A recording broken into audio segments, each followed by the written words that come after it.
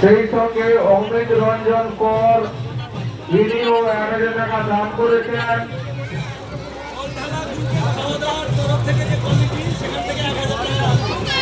এবং গতকাল যে জল ঢালা যে প্রসাদ আপনারা গ্রহণ করেছেন, যে কমিটি যে উৎসব করেছিলেন সেই উৎসব কমিটির পক্ষ থেকে 1000 টাকা দান করলেন। সেই সঙ্গে বস্তি গ্রাম নিবাসী শ্রীযুত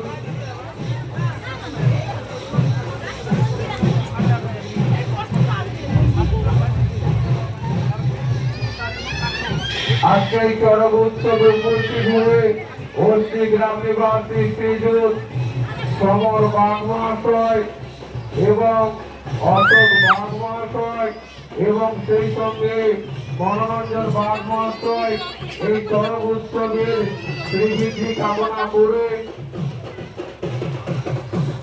200 টাকা করে দান করলেন।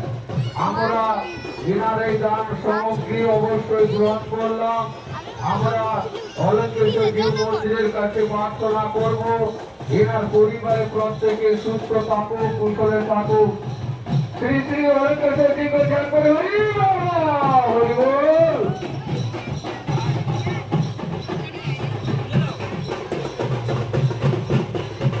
শুধু দর্শনার্থী বন্ধুগণ, আপনারা আনন্দ উপভোগ করুন আজকের চরক উৎসবের যে বিশেষ আকর্ষণ, একটি আনন্দ মুখর অনুষ্ঠান।